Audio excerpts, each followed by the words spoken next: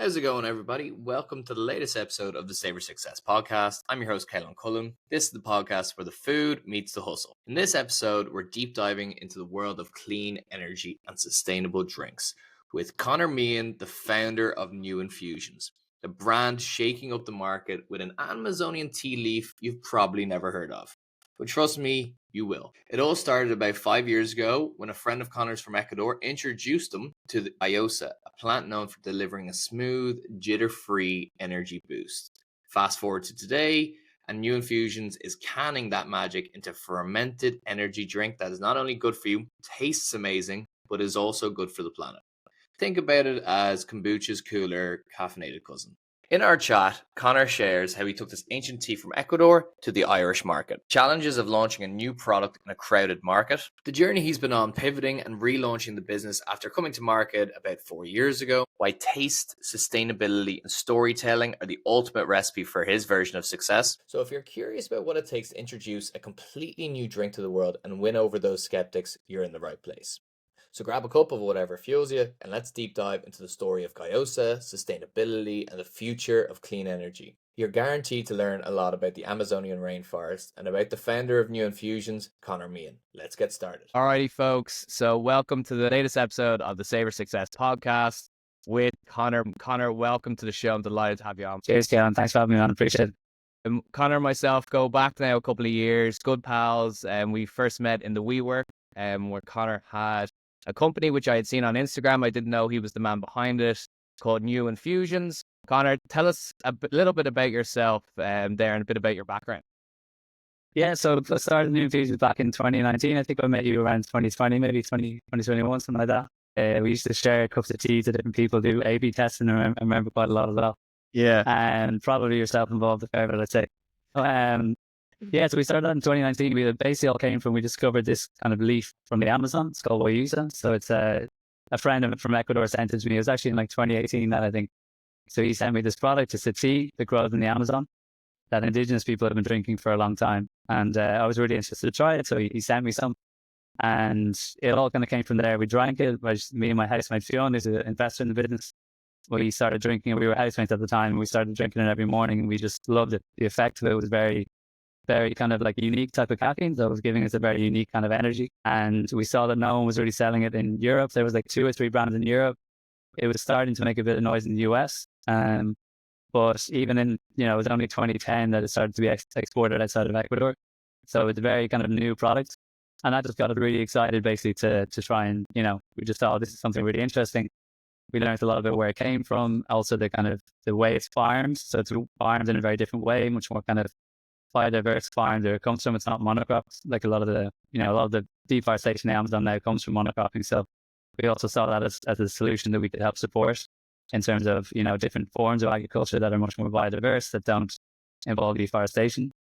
So that was kind of I had a background in sustainability. So that was kind of a real interest in that as well. I'd done like some education modules in sustainability, but felt like I wanted to do something more tangible. So it always kind of worked in like analytical things like doing papers and, research articles and creating online content, education content about sustainability, or writing reports and, send off the report. You don't really know what happens at the end. And when this came along, it just kind of seemed like something that fit all my different interests. Those fit my interest of kind of sustainability, fit my interest of kind of health and nutrition. So the way it made you feel was very unique. And I loved that it was a product that you could give someone and that it could, affect their day. They might be studying for the rest of the day. You give them a cup of this tea and then they kind of are more focused than they usually are. And we loved especially like that kind of impact on people. And so it's kind of those two things together just seemed like something I was really passionate about, something tangible as well. I was always working, like I said, in sort of reports and things like that.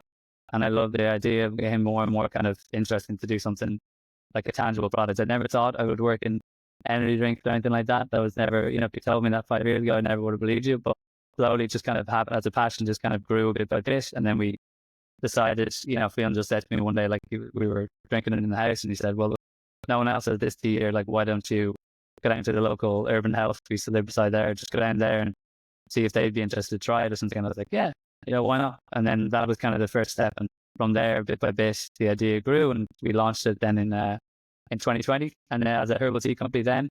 And then just last week, basically about 10 days ago, we relaunched it as an energy drink brand. So we kind of stopped it for about a year, invested all our remaining resources into the warranty for that, and then relaunched it just about 10 days ago. So we're very excited to kind of get going again with new branding, new product, essentially a new business really, but we've learned a lot from the first stage.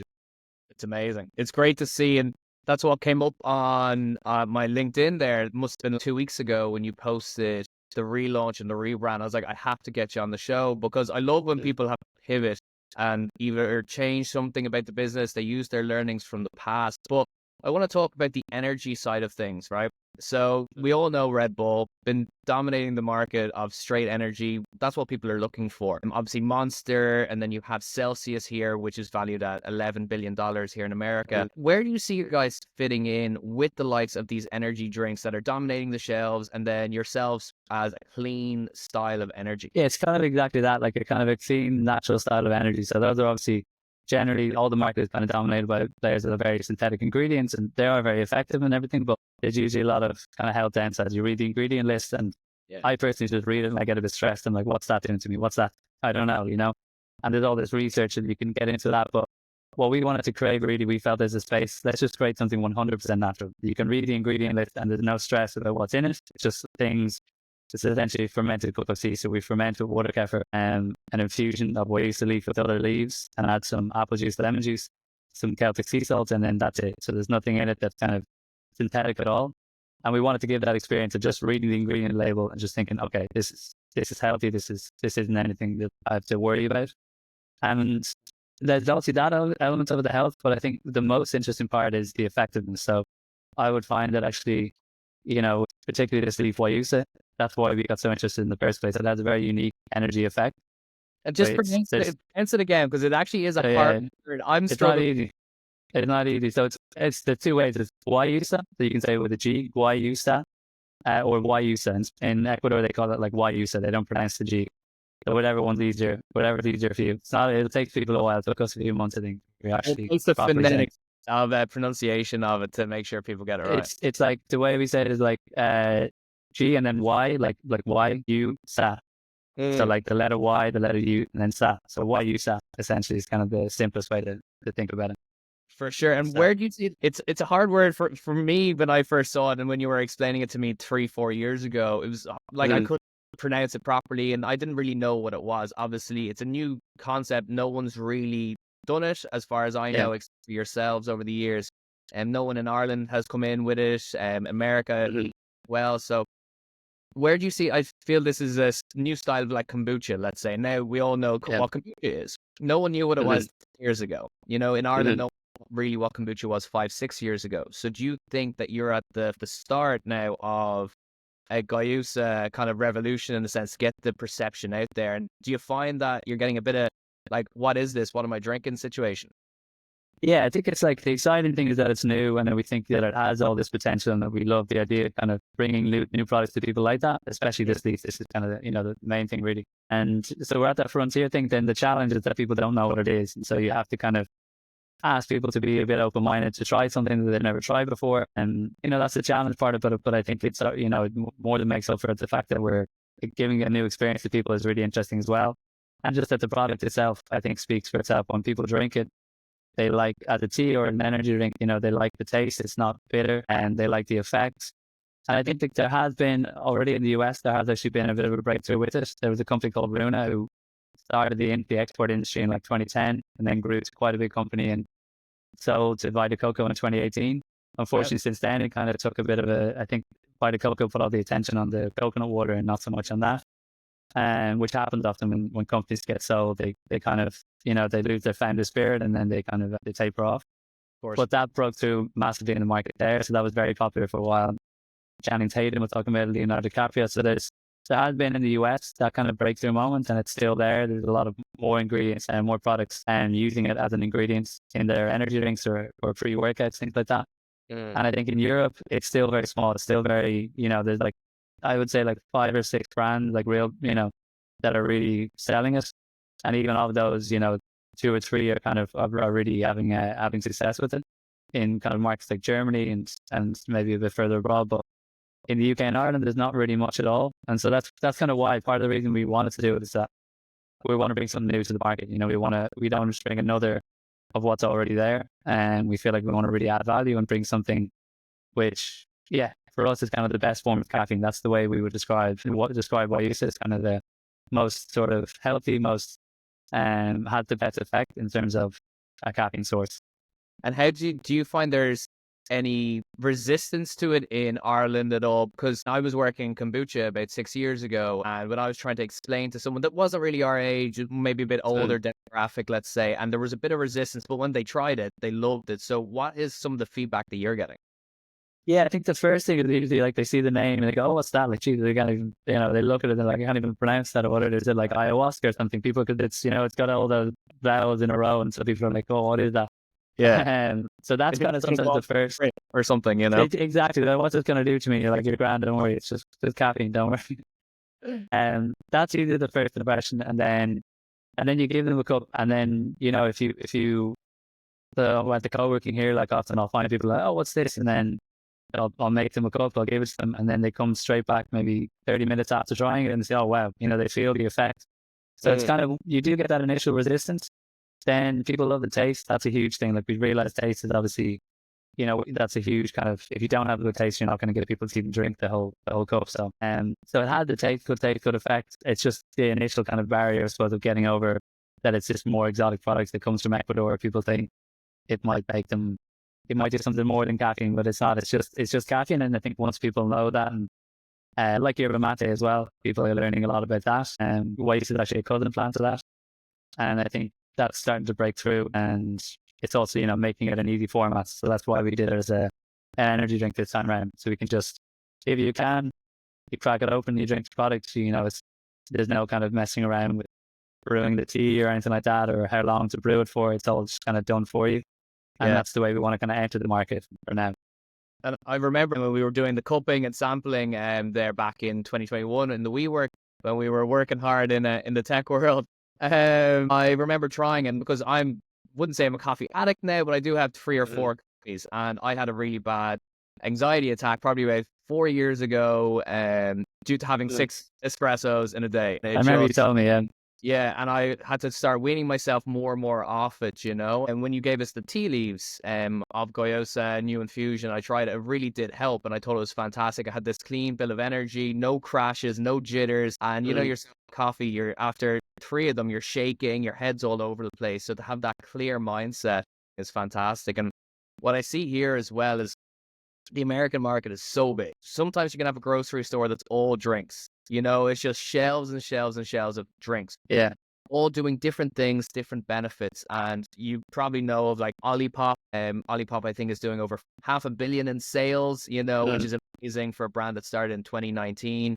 And their whole premise is good health, right? How good health is the way of the future, and how people should be looking after it and focusing on that when it comes to health. And it has so many benefits from your cognitive ability and everything from your stomach, right? It's not just a trend. I think it's going to be a lifestyle. It's going to be a life enhancer as well. And yourselves, you guys are talking about good health, which is very on point right now. You're talking about clean energy. So where do you see your guys stacking up against these guys? Yeah, exactly. So I think we're kind of in both worlds. We're in the energy drink world, and we're in the fermented beverage world as well, which is quite unique. There's not really anything out there that we've seen, at least, that is doing both at the moment. So we kind of see ourselves in both worlds. And obviously we ended up in the water. So we ferment our beverage with water kefir, which is like a bit like kombucha, but sort of a slightly less tangy taste. It's a different way to ferment, and the taste is a bit more smooth. And luckily for us, the water kefir in a sense of another style of drink. Yeah, exactly. It's kind of breaking through a bit now. We work with a guy called Jerry Scully and his team at King of Kefir. So I discovered their product a few years ago, 2021, I think it was now. And I immediately loved it because I tried it. It's delicious taste. Tastes very natural. It's also made only with herbal infusions. They don't use any kind of artificial flavorings, because I always found like, you drink something that says blueberry mint or something, and you do get a strong flavor of that, but they're using these little drop flavors, which to me, it just kind of, I like it sometimes, but I feel like I couldn't drink that much of it. Whereas with something natural, you're getting the real flavor of the whole mint leaf. If you're infusing the mint leaf, you're getting kind of the full spectrum of flavor of what's in that.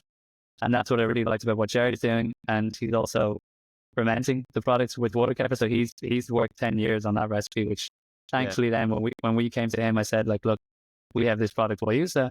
You have an amazing we wanted to find the perfect vessel for. We basically wanted to make an energy drink that was going to be natural, not easy to do. Usually most energy drinks you make is just a lot of extract together, a lot of preservatives, put them in carbonated water, and then put it in the can. And we knew that I wouldn't be able to come up myself with any process to do that. And when I found Jerry's product, I was like, well, this guy, he spent a lot of time building his own bespoke factory to do this. So let's just partner together. We're always kind of looking for collaborations. And so we've been talking to Jerry now since 2021 and developing the products with him. And as he's increased his capacity, he's grown his business a lot as well in the recent years, and he's increased his capacity to be able to make the drinks for us as well. So it works really, really well. To work alongside him and to then obviously have that drink that fits in both worlds. So you have the fermented benefits of gut health, which I agree, don't think is just a trend. I think it's something to stay because the science in it is very solid. And so I think that's there to stay. And then also kind of the energy drink sector where there's a lot of growth in sort of natural energy. If you look at brands in the UK now that are coming out, a lot of them are very focused on that because I think that's what consumers want. And for us, guayusa is just the best form of that kind of natural energy. So yeah, sometimes it takes people we have a lot of things going on with the product. We try to simplify our message down to just feel good energy, the message that we talk about, because it's feel good for the effects, feel good for that it's not doing there's no damaging ingredients in the product, it's natural, and then also the story of where guayusa comes from and the support for the indigenous farmers that we work with, that we source the guayusa from.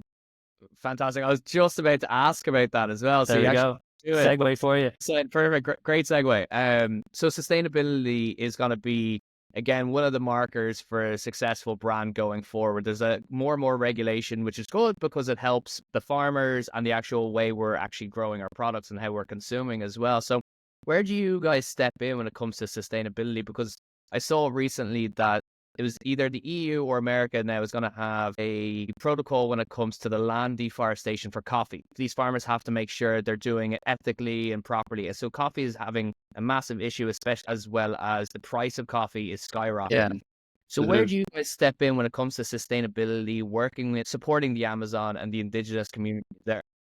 Yeah, so that's one thing that really got us interested in the industry in the first place. And then it was only actually last kind of 2 weeks ago that I got my first trip to Ecuador. We were planning to go in 2020, but we all know what happened then. Yeah. And so it was amazing, man. It was really beautiful to go there, see the farms. So it's essentially in terms of sustainability, so this is a product that's been consumed by different indigenous groups in Ecuador for centuries. So there's the Quichua group, there's the Shuar, there's the Warani, there's several different indigenous communities in Ecuador that have been consuming this leaf for centuries because that's where it naturally grows. Yeah. But the way that they grow things, that they have their community, and then it's just, around their community, they have what they call a chakra, so an Amazonian chakra system.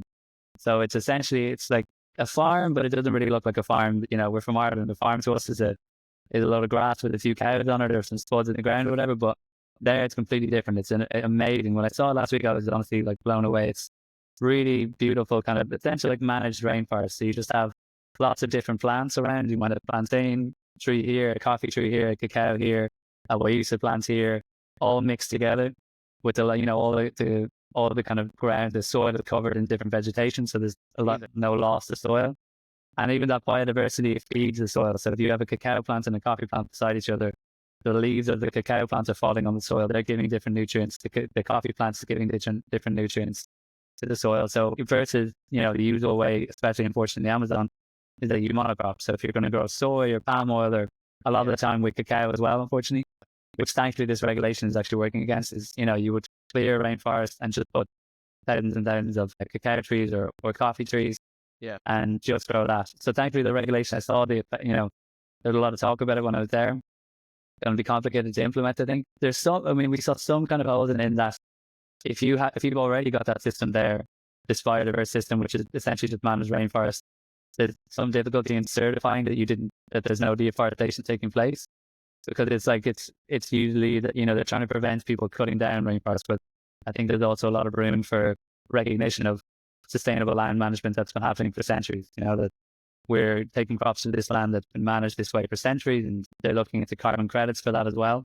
Yeah. So there's we're trying to kind of help out a bit on that. But for me, it's something that if we see this demand for guayusa to grow, and also other demand for other products from these farms, that we can demonstrate, we can help them. So that the farmers really, they're doing all the work. They help them to demonstrate this form of agriculture on a much larger scale. So we can show that, you don't have to do monocropping and deforestation in order to reap environmental benefits and reap economic benefits from the Amazon. You have it live in harmony with the nature around you, but also have some products that you consume for yourself and then some excess that you sell to the market. Yeah, it was amazing to see that and the potential that there is there to help the community as well, the farmers, to have some sorts of cash income. And then, and at the moment, there's plenty of guayusa there. Apparently, the market is kind of has a lot of it there, so we'd be directly contributing to their incomes, and that's something that we're kind of very interested in, and to keep it that way as well, that it doesn't become a monocrop product in the future. That's something we're working with different organizations to certify that it comes from these chakras, for example, and not from a monocrop system, because that has happened in the past where you get a boom in a product and all of a sudden people are cutting down part of the rainforest in order to grow that, and that's what we want to avoid. And so that's something we have to do together with. That's what I was going to ask you was, let's say you guys like boom and it skyrockets, you're fulfilling huge pallets of orders. And obviously as a founder, when you're starting, sustainability is one of the features of the product that you're selling. But when you get to a certain point, it becomes, how do you make sure that like environmental aspect is sustained throughout your company and make sure everyone's on the same wavelength? Is it going to be yourself after it from there? So obviously you're incredibly passionate about the environmental and the sustainability aspects. So how are you intending to make sure that? Yeah, so one way obviously is assistance from regulation and all that, but that's kind of an aside. I think at the moment in the EU can potentially do something in there in the future that like they're doing for coffee and cacao. Yeah. But the main thing for us at the moment is, we work with these associations that work directly with the farmers, and all of them at the moment take them from these chakra systems. And there's actually a new organization starting, which is called Savour Chakra. Savour means like kind of logo or something like that in Spanish. Basically a mark to say that this comes from a chakra. So a little bit like the organic logo. Ah, very cool. Yeah, so we want to, there's an organization just starting with there. So I just met them last week actually. And we want to work to potentially get that on our can. And then really, I think that's, at the end of the day, it's all about building consumer awareness, because if we can build awareness that, look, this logo means this, people are aware about organic now. That's kind of broken through, and that's great. Need logos, all that, Yeah, fair trade as well. I think particularly this one, because at the end of the day, you can have organic and you can have fair trade, but it can come from a monocrop. Yeah. And so in that situation, it's not necessarily, a great thing environmentally at the same time. And I think if we can support this form of agriculture, the chakra system, then and build awareness by consumers that that's what this logo means. That therefore, if you want to choose the more environmental option, this product is gonna be that big. I've just learned so much from the monocrop situation and the chakras. I didn't know much about it before, so it's amazing to hear what you've learned over the years and the passion behind it as well. So I kind of wanted to touch on, and we met again in the WeWork when we were both working in tech, right? So this is a food podcast, and you had never been in food before, right? Not before 2019, no. What is the difference for you, and what is the driving factor for you in the food world? Because we know the tech world, you don't really see anyone on the other side, but in food, it's a different story. So what does it mean now? You've been in food for the last five odd years now. So how are you finding being in the food industry? I love it. I feel like I'm more passionate about it. And just because I love, like I was talking about before, it's kind of the idea of going from something quite intangible a lot of the times and not being sure of the impact that you're having. You write your report or you release a new feature on the product, but then, unless everyone buys it, then it's kind of doesn't have much impact.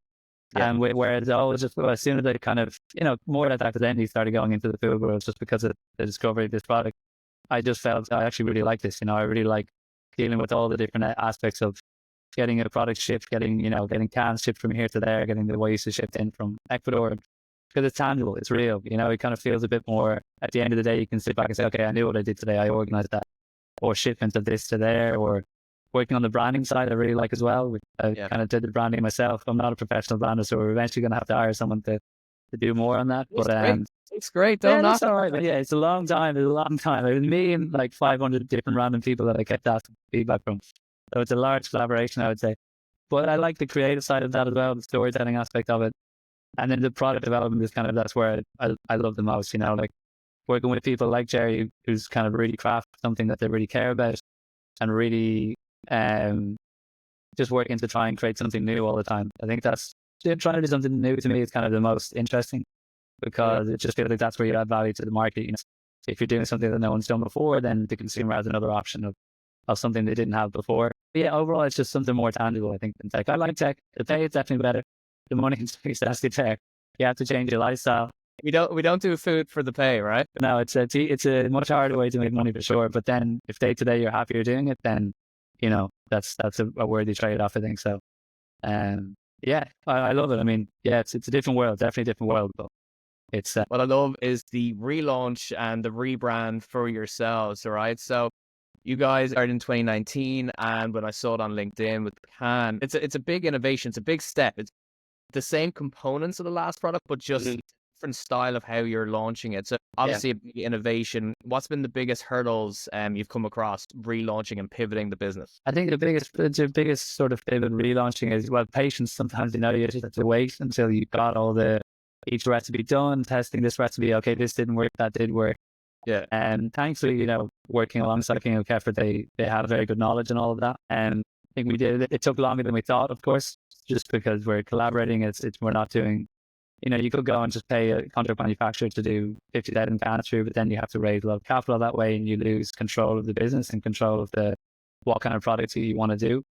So we always said we want to take a slow and steady approach, get the products really, really right, and then, you know, build that to the highest quality that we can, and then start to tack on things on that. Okay, we can improve on the branding, we can improve on the marketing, we can start to kind of tack on things on top. But the essential thing for us is always just to build a product that we would like to buy as a consumer. You know, that's the way I always think about it. We talked about like who our target market is, and we just decided, look, you know, let's just sell to people like us, because that's what we understand better. We might find that, you know, mums might like the product a lot, but in terms of our marketing, we don't know how to authentically message to them. So let's just market to like why we got so excited about it in the first place. Let's talk about it that way, and that will hopefully resonate with people. And, you know, let's just go with that for now. So 100%. And it feels like you're just getting started, like this new breath of fresh air. You're ready to go. You're ready to hit the markets. So the markets that you're looking to go into, obviously Ireland, the UK, what is the future that you see over the next year for yourselves? Yeah, so we just launched our Shopify website last week, and that's available now for online orders in Ireland, Republic and North. And the idea is just to start there, just to kind of obviously, get over any potential logistic hiccups and build kind of slowly. You know, we're doing small batches of can stuff at the beginning, and so we're just kind of growing in a controlled manner. I think it's kind of the way we look at it. And then we want to go into UK online as well, Amazon.co.uk, for example, build it into there. And then once we can bring the cogs down, it's not an easy product to make. It's fermented, and, you know, you're using herbal infusions and juices, so that the cogs is quite high. The cost of making the product is quite high. Yeah. But once we can get to higher volume and bring the cost of the product down, and then we want to look into obviously bringing it into retail, and maybe looking at, you know, kind of starting in different cafes in Ireland, and then looking into supermarkets. There's been some that we've been in discussions with in the past as well. So we'll kind of want to re-engage those. Yeah, I mean, Ireland, UK, wider Europe.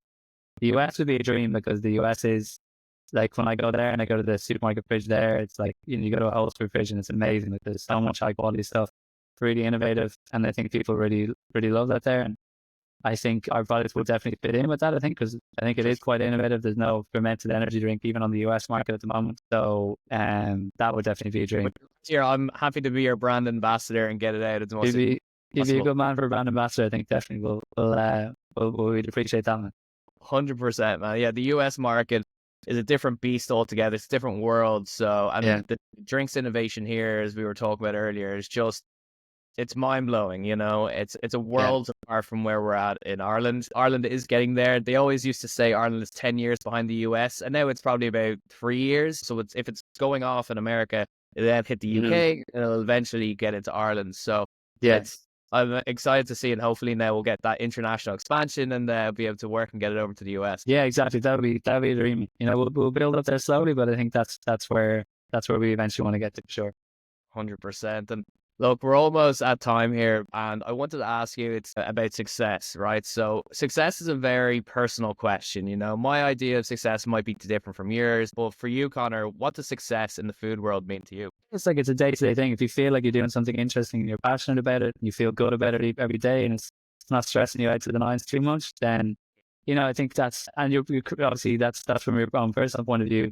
But I think ultimately, you see the most satisfaction, success if you're giving a product to people that they actually really love, that they had an impact on their life, on their day. Let's say, it's not going to change your life, but it might have an impact on your day to day.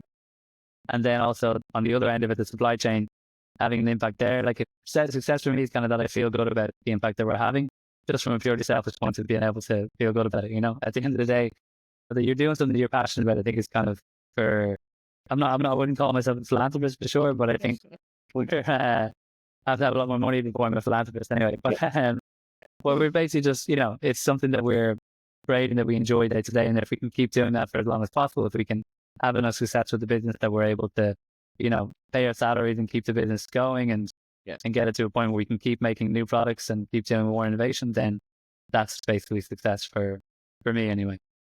That's awesome, man. I really, really resonate with that. And I'm sure a lot of people will.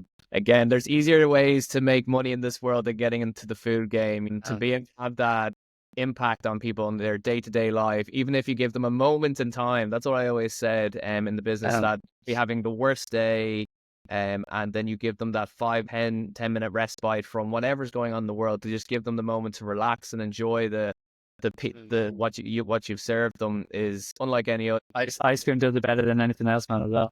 That's why I got into it. It's my fondest memories. You don't remember how much like you build a client or that you got that order. You remember the stories that people told you, whether they broke up with their girlfriend or boyfriend or whatever, and they come down to get ice cream. Those are the moments for myself, and from what I gather from yourself, is what success in the food world's all about. And who do you think is doing a fantastic job in the food space? I'd say there's a few brands comes to mind. Obviously in Ireland, King of Kefir, that's why we decided to partner with them. They're doing they're really focused on the quality of the product and doing it in a very natural way, and done a lot of innovation to develop the product that they've done. All about kombucha, of course, as well. They've really done a lot to bring kombucha to more people in Ireland. I think those two are doing great. I think if you look further afield, I look at brands in the US like Guayaki. I don't know if you've ever heard of them, but they sell yerba mate as an energy drink, but also as the tea itself. And I would kind of look up to them as, in terms of their impact. They've done it since the 90s. And it was like 7 guys that just traveled all around the United States, just giving samples and samples and samples of yerba mate until it kind of grew into a culture and people started to know more about it. And now yerba mate is quite well known. So I really take a lot of inspiration from their story and the impact that they also have in terms of, their supply chain and how they organize that. It's probably our biggest inspiration. Then obviously, you've got to look at Olipop and Poppy, and they're doing phenomenal growth and also very science-based products, which I think is great to see. And there's more awareness amongst the consumers of, the quality of products that you can do in beverage space. It doesn't have to be synthetic, and it doesn't have to necessarily be unhealthy, and it can still taste good. I think they're proving that, which is very helpful for us as well to kind of come into the market. It can be both healthy, taste good, and have a good effect. I think is something that we're happy to see become more, people become more aware of that as well. Absolutely. And I think the clean energy quality ingredients is just getting started. Again, like you see it so much then, and it's more and more brands are coming into the market. So you're coming into it at a good time. So I'm excited to see over the next couple of years what you guys get up to. I love the rebrand, the launch, everything about what you guys are doing, and the clean energy. So I'm super excited to see what you guys get up to, and you've got a fantastic story as well. Conor, what's one piece of advice for any budding entrepreneur in their kitchen now, using a pipette, putting things together, doing all the hard graft at the start, that has the idea? What's one piece of advice you'd give them? So I always feel like I'm too early to give advice because we're still in the process of kind of, we need advice more than we should give it yet, I think.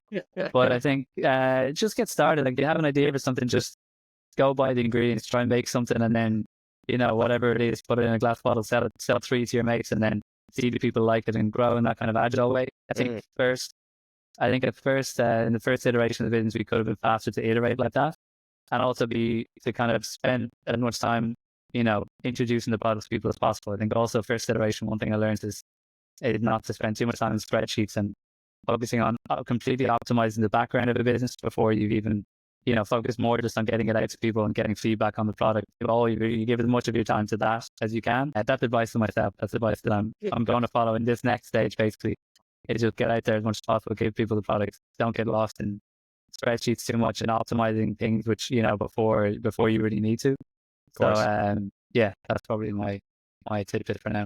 It's funny because a lot of people that, let's say they've been in food since they were 10, 13 or whatever, the spreadsheets is their worst trait or characteristics. Whilst you're kind of, you come from a business analytical background, that's why you're hyped on that. So try and find the balance between the two, right? Yeah, you have to get away from it. You kind of like, see, your brain think, oh, you know, you need to get down and analyze the cost of every ingredient here. And it's like, well, no, you leave that for a bit later. That will come in useful kind of when you scale. But in the beginning, I think you need to focus less on that. And it's because, yeah, like you said, I come from tech, it's a natural instinct. Yeah. But I'm trying to kind of learn. And I think over the last 5 years, I've learned more and more to kind of trust just getting out there and introducing the product to people more. I'm very excited to see you guys grow. And after the relaunch, I have no doubt that it's going to do great. You're a great guy as well. So I'm rooting for you the whole way. You know, we got on so well there 2 years ago as well. And this podcast, I learned so much from the Ecuadorian farms, your product, and a lot about yourself as well. So I'm rooting for you, my man, and best of luck with everything. Thanks again. I love the podcast as well, and I'll be listening in for the next ones. And yeah, I think it's a great thing to give some space for food brands out there. So fair play, man. That's a great idea. And thanks, Bill, Connor. Appreciate it. Cheers. Cheers, man. Take it easy. And that's a wrap for this episode of Savour Success. Huge thanks to Conor Meehan for sharing his journey about new infusions, from kitchen experiments to Amazonian tea leaves to creating a drink that's rewriting the rules of energy. If it also wasn't on your radar before, I have a funny feeling it is now, and I'm sure you'll be seeing plenty from the guys at New Infusions over the next couple of months. There's something really exciting about seeing a small brand take ancient ingredients and turn them into something fresh, functional, and sustainable. So if you enjoyed this episode, hit the follow button, like, share, and even leave us a review. It really helps this channel. And hey, if you find yourself sipping on a can of New Infusions, don't forget to let us know. We'd love to see it. Catch you in the next one, where I'll be talking to even more of the world's greatest food and beverage entrepreneurs. So until next time, I've been Caolan Cullen. Keep savoring success.